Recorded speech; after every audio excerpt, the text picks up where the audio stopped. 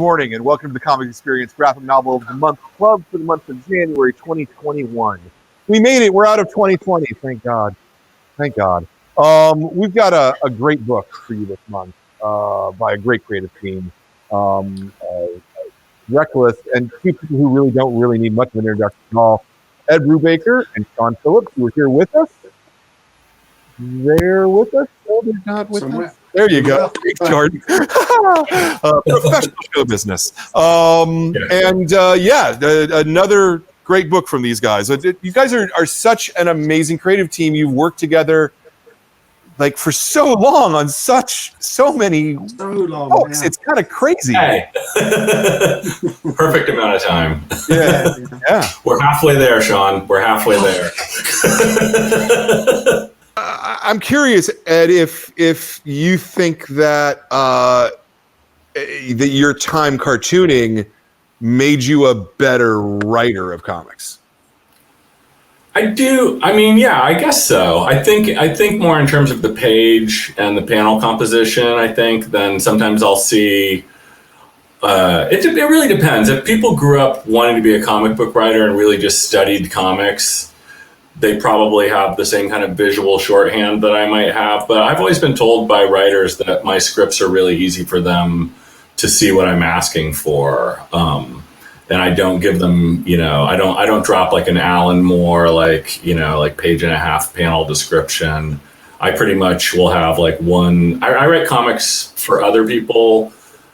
I mean, for Sean, my scripts for him are basically the same as the way I used to write scripts for myself. Just exactly what he needs to know, some emotional intent for the character, and then the dialogue and the narration or whatever. But yeah, I definitely think, like I said, comics is like one of my first languages, and I just think in terms of like visual storytelling that way. And so I still think, when I'm writing the panels, if I write a panel and I write a description and I'm like, I have no idea how anyone would draw that. It's rare that I would actually leave that on the page and just decide, I'll let Sean figure it out. What I find is really easy to figure out what to do. As soon as I read the script, I know exactly how I'm going to lay that out. And you never ask for anything impossible. You never ask for like more than one action in one panel, which I've worked with other writers that don't do many comics and they do novels or other stuff, and they ask for impossible things because they're not used to having to break it down into very simple. Yeah. When you get that script page from him, Sean, what's your first step? Well, as I read it the first time, I can totally see it in my head straight away. Give us a second. Yeah, no problems. This is what I do. Oh. I make a book for every story we do. So I knew that this is the next Reckless book. So I knew it was going to be 150 pages. So I get a book printed, and it's got it's got blank pages in. We've just got a grid. Can you see that? It's a bit bright, isn't it? I can't, but I understand. I see it. Yeah, I see it there. So that because all that stuff is on 3 tiers. Yeah. Almost always. And then I thumbnail it like this. And that tells me everything I need to know. But the first thing I do is I put in the lettering. And then whatever space is left is what I draw in.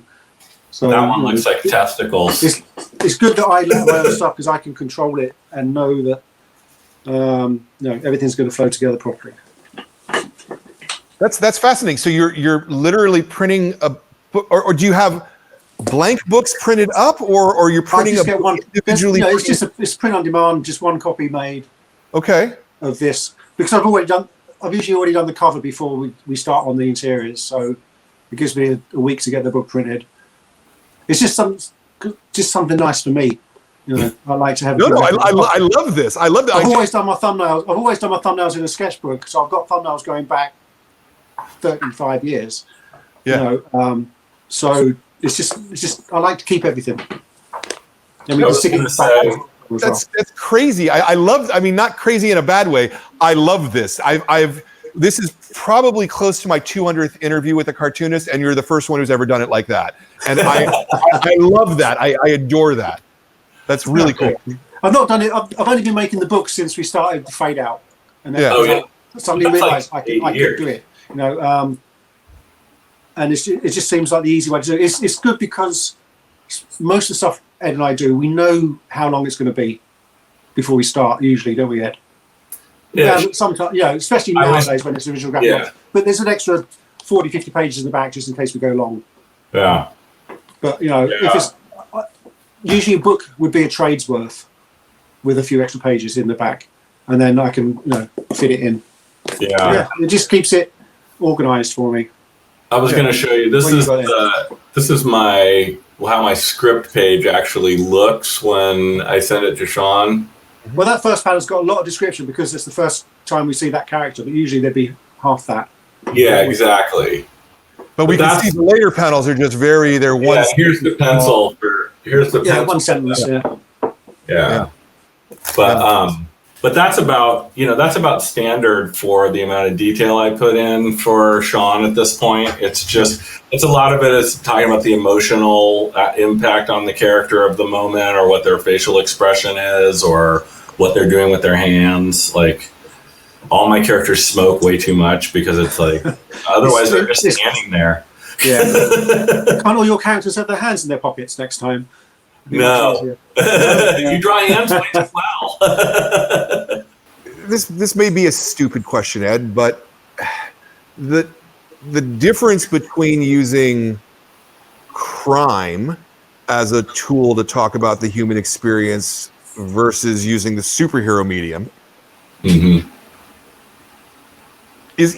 Does one work better? Does one obviously you brought a lot of heart to the superhero stuff you were doing too. But I always approached it from the superhero stuff that I'm the most proud of when I give it to people. It's like the Catwoman stuff that I did with Darwin and the other artists that when I was on that book for the first couple of years. Like, that was all very grounded in sort of a crime feel, even though it had that over-the-top Darwin Cook excitement to it, too. Gotham Central, which is pretty much just a police procedural, but it's about supervillains. And Captain America and Daredevil are both very, like, one was an espionage book in my head, and the other one was pretty much a gritty crime story.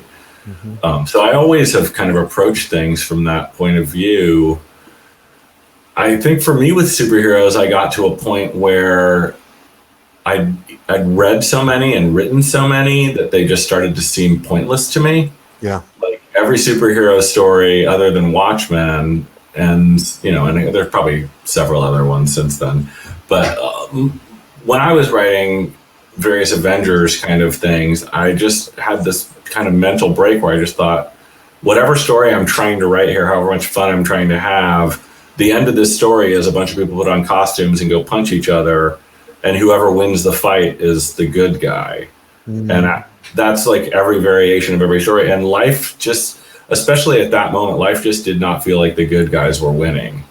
And it just feels like it's a kind of an escapist fantasy. And I love escapist fantasies, but I feel like crime is about the human condition in a way that is more interesting to me maybe than, like, superhero comics are really about our desire to be saved, or for, I'm just making this up off the top of my head, but on some level, like, it goes all the way back to fairy tales, of we're always waiting for some powerful person to come in from outside and fix some, problem that is going on, that we all stand here and go, hey, this is corruption, or hey, this is murder, and nothing's happening. And we see that in life still today. And I think that's why some of this stuff is so popular still. Like, 80% of the culture on television right now feels like superhero comics now.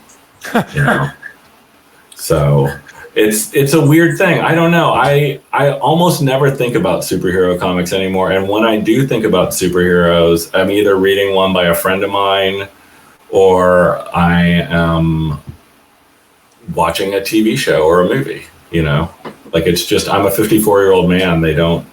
I wrote 1,000 superhero comics, I think. So I view them completely differently than most people. And but I also appreciate the fan base of it, and I appreciate the fact that they do provide escapism for people, and that there is still something there. I mean, so much of what I am as a person and what I believe as morality, I think, comes from being raised by, decent people, and being raised as like a guy who obsessively read superhero comics. I have a very hardcore, idea of what injustice is, and that we all sort of know the difference between right and wrong, and that we should all be able to point it out when we see it. Yeah. I mean, and that goes. Ethan Reckless is like the sort of, he's a different version of that kind of character. He's not a superhero for sure, but he definitely goes in and doesn't give a shit what happened to him. And if he thinks you're the person who's doing evil, he will fix you. Yeah. No, I like. That's good. Yeah.